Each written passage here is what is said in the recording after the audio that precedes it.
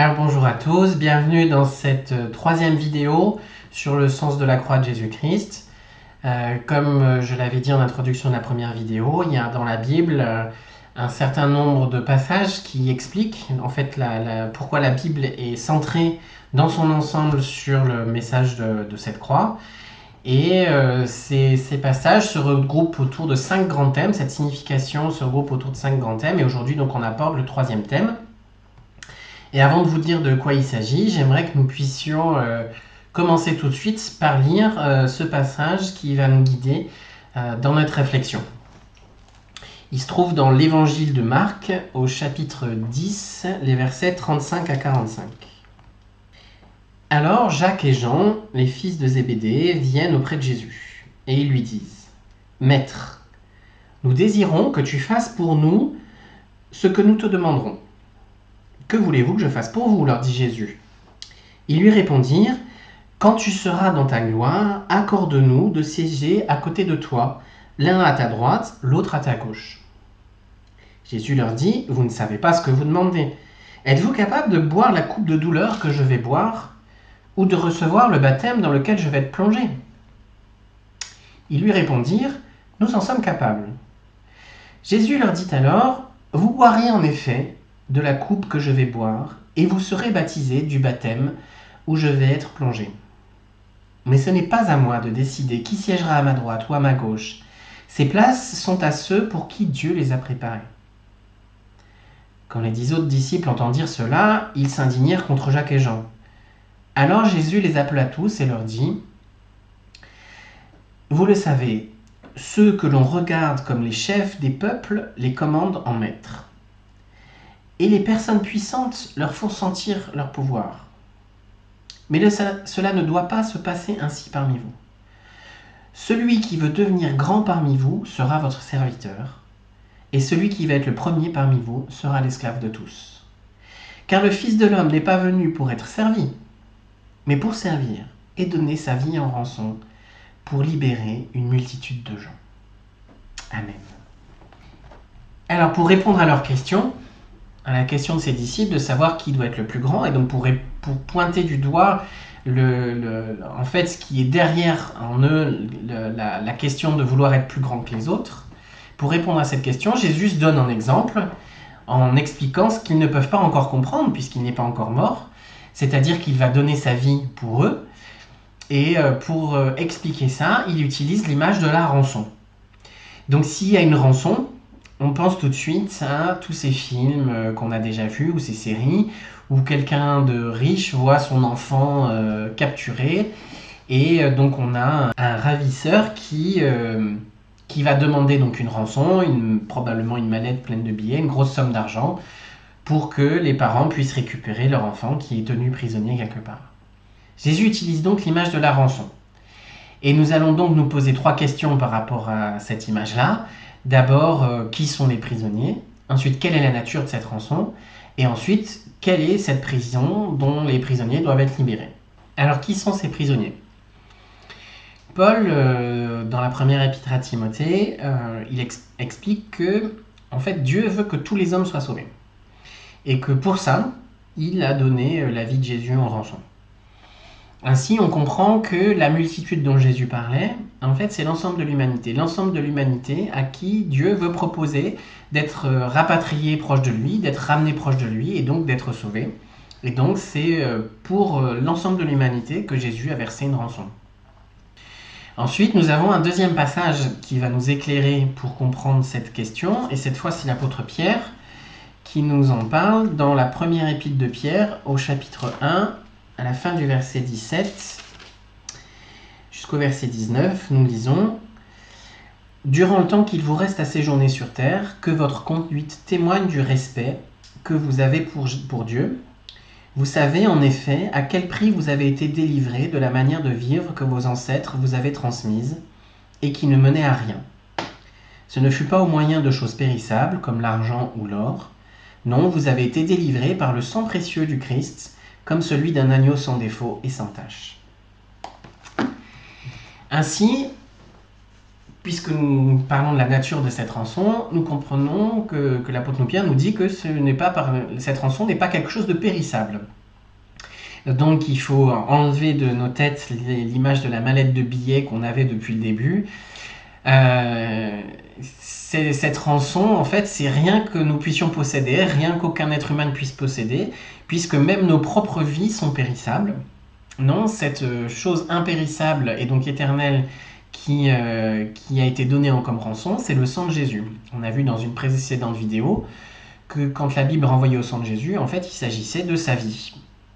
Et donc, c'est la vie de Jésus qui est donnée comme rançon, qui est donnée comme paiement de la rançon, et qui était la seule chose non périssable qui pouvait être donnée comme paiement de la rançon.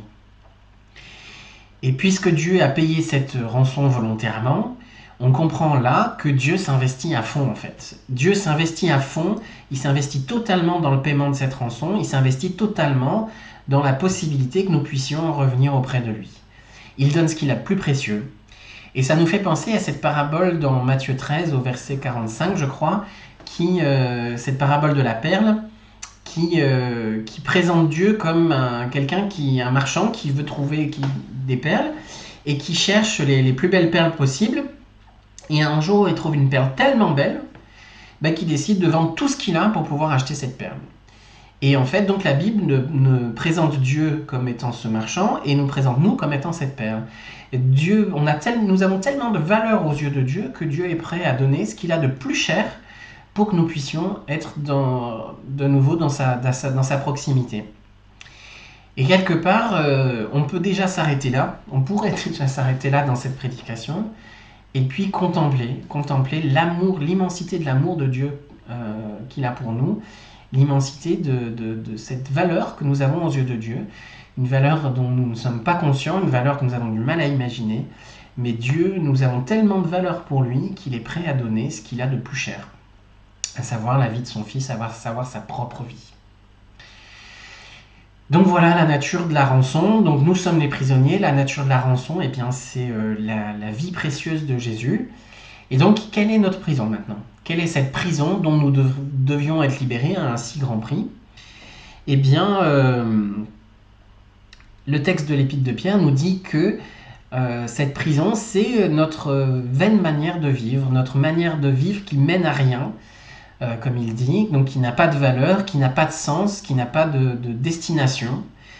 Et en fait, cette manière de vivre, eh bien, c'est une manière de vivre déjà que nous avons hérité de nos pères. Pierre nous dit que cette manière de vivre, en fait, elle concerne toute l'humanité, puisqu'elle est comme génétiquement codée, et donc transmissible d'être humain en être humain, de manière à ce que tous les êtres humains soient concernés, qu'il n'y ait aucun être humain qui puisse dire « j'en ai pas besoin ».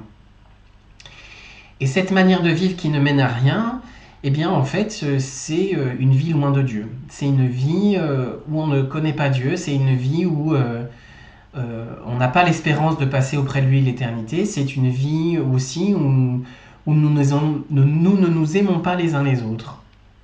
La Bible décrit ça comme un état spirituel en fait. Donc il ne faut pas avoir derrière l'expression état spirituel quelque chose de mystique. L'état spirituel, c'est en fait l'état dans lequel nous sommes, dans notre capacité spirituelle à faire le bien. Bien que je puisse faire du bien, et fort heureusement nous sommes tous capables de faire du bien, eh bien nous ne sommes pas capables de faire tout le bien qu'il y a à notre portée. Et même nous ne sommes pas capables de ne pas faire du mal. Nous continuons de faire du mal. Je n'ai pas par moi-même le pouvoir de décider d'aimer Dieu et d'y arriver. Je n'ai pas par moi-même le pouvoir de décider d'aimer tous les êtres humains, quels qu'ils soient et sans aucune distinction, et d'y arriver. Et c'est ça que la Bible appelle l'état spirituel de péché. Donc le péché, il ne s'agit pas de faire une liste de choses à faire et à ne pas faire, ça n'a rien à voir avec ça. Le péché dans la Bible, c'est tous les manquements, toute mon incapacité à aimer les autres parfaitement et à aimer Dieu parfaitement. Et Jésus nous rappelle dans l'évangile de Jean que nous sommes esclaves de cette condition-là, de cette condition d'ignorance de Dieu, de cette rébellion avec Dieu. C'est un peu comme si nous étions dans un état d'addiction. Et comme toute personne en état d'addiction, bien souvent nous sous-estimons le pouvoir d'asservissement de cette addiction. Ça, vous avez déjà certainement entendu ou même pensé ou même dit demain j'arrête ou j'arrête quand je veux. Et puis aussi, il y a une forme en général dans les addictions, il y a une forme de déni sur le chemin de mort vers lequel conduit cette addiction, très probablement parce que nous sommes incapables de voir le chemin de sortie. Et quand nous sommes incapables de voir le chemin de sortie, alors nous préférons être dans le déni. Alors, puisque nous sommes prisonniers et que la rançon a été payée, alors nous sommes libres. Nous sommes libres et j'aimerais maintenant qu'on parle de cette liberté. Dans l'Épître aux Colossiens, l'apôtre Paul nous dit ceci, Colossiens 1, versets 12 à 14. « Remerciez avec joie Dieu le Père, il vous a rendu capable d'avoir part au bien qu'il réserve aux personnes qui lui appartiennent, pour vivre dans la lumière. Il nous a en effet arrachés à la domination de la nuit, et il nous a fait passer dans le règne de son Fils bien-aimé. C'est par lui que nous sommes délivrés du mal et que nos péchés sont pardonnés. » Amen. La manière dont parle Paul, et il nous dit de louer Dieu pour ça, c'est que c'est déjà fait. C'est-à-dire que pour tous ceux qui ont accepté que Jésus meure à leur place, pour tous ceux qui ont accepté cet amour de Dieu qu'il leur est proposé, eh bien, c'est fait. C'est au passé, Paul parle au passé, c'est déjà fait. Dieu nous a arrachés à la domination de la nuit, à ce qui était notre prison, notre addiction, et il nous a libérés, et il nous a transportés dans le royaume de Jésus, qui est pour vivre dans la lumière, afin que nous puissions vivre dans la lumière, c'est-à-dire dans la proximité avec Dieu, et dans cette recherche d'un amour plus grand les uns pour les autres. Nous ne sommes plus dans le royaume de la nuit, nous sommes délivrés des chaînes qui nous enchaînaient au mal. Nous avons changé d'état spirituel. C'est ce que la Bible nous dit. Nous sommes dans un état spirituel de liberté. Mais malheureusement, nous devons bien constater, et nous le constatons tous ceux qui ont vécu ce chemin de liberté, nous constatons qu'il y a un écart avec notre réalité de tous les jours. C'est-à-dire qu'il existe toujours dans la vie chrétienne une lutte quotidienne contre tout ce qui m'éloigne de Dieu, contre tout ce qui m'empêche de nous aimer les uns les autres.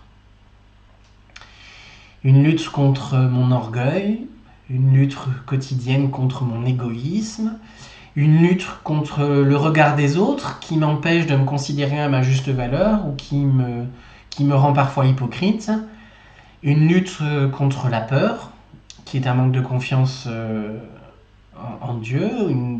C'est comme si, quelque part, j'étais toujours esclave. Le Nouveau Testament parle de cette lutte, Paul parle de cette lutte, elle est normale, c'est une des grandes questions de la vie chrétienne. L'apôtre Paul nous donne quelques informations qui sont utiles dans cette lutte, et je vous invite à écouter la lecture de ce passage dans l'Épître aux Éphésiens, au chapitre 1, les versets 7, 13 et 14. « Car par le sang versé du Christ, nous sommes délivrés du mal et nos péchés sont pardonnés. Dieu nous a ainsi manifesté la richesse de sa grâce.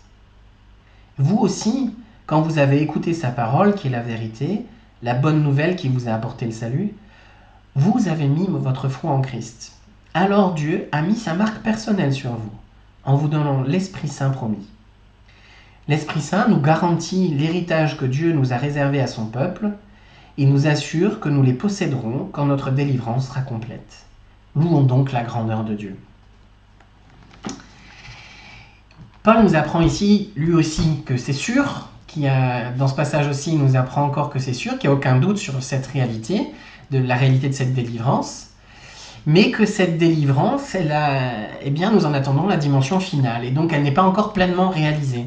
Et donc ce que nous expérimentons au quotidien, c'est le fait que cette délivrance n'est pas encore pleinement réalisée, que nous sommes encore en chemin vers cette délivrance-là, que cette délivrance-là, le seul qui puisse la porter, c'est Jésus. Aucun d'entre nous, par ses efforts, ne sera capable de la produire, mais qu'en attendant, nous nous engageons sur ce chemin et que Dieu nous a donné un compagnon sur ce chemin qui est son esprit qui vit en nous et qui nous garantit que effectivement nous avons un héritage réservé lors de cette délivrance finale, c'est-à-dire que nous vivrons pleinement dans la présence de Dieu.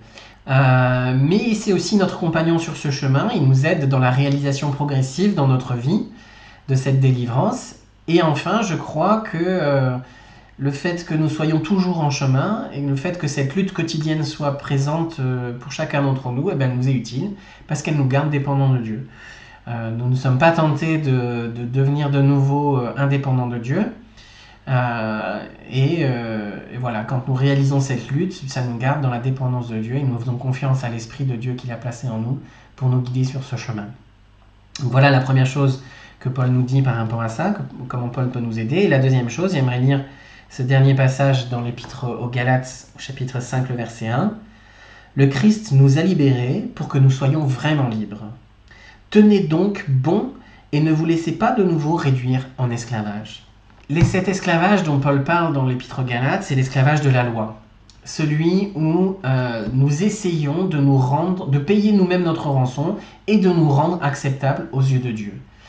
Mais la vraie liberté à laquelle Paul est attaché et à laquelle nous devons nous attacher aussi, c'est cette liberté de devoir faire quelque chose que nous ne pouvons pas faire. Nous ne pouvons pas nous rendre acceptables aux yeux de Dieu. Dieu a déjà tout fait pour ça.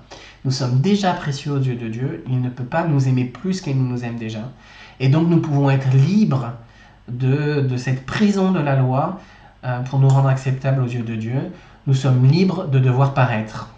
Il n'y a donc pas de fatalisme, mais nous apprenons aussi que nous ne nous appartenons plus.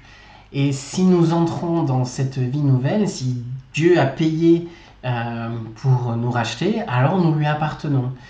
Mais il ne faut pas avoir peur de cette phrase, il ne faut pas avoir peur du fait d'appartenir à Dieu, parce que Jésus nous a montré un exemple qui nous inspire. Et nous avons lu tout à l'heure dans l'évangile de Marc que pour répondre à ce désir des disciples de Jésus de vouloir être plus grands les uns par rapport aux autres, Jésus nous apprend qu'il nous a libérés, mais que s'il nous a libérés, c'est pour nous servir les uns les autres. C'est donc pas une libération égoïste. Et être esclave de Dieu, en fait, c'est un esclavage volontaire qui m'amène à désirer vivre de plus en plus dans l'amour de l'autre, à lutter contre tout ce qui me sépare de lui, à lutter contre cette ancienne nature qui est toujours présente et qui en fait peut être mise de côté pour que nous puissions vivre cette vie en abondance. Et je crois que c'est ça la vie en abondance. La vie au service les uns des autres, ce qui est le meilleur moyen, je crois aussi, de lutter contre tout ce qui m'éloigne de Dieu dans ma vie. Et je vous invite à considérer cette vie en abondance qui est là à portée de main et à louer Jésus pour son sacrifice à la croix, pour cette rançon qu'il a payée pour nous, pour que nous puissions vivre cette vie en abondance. Amen.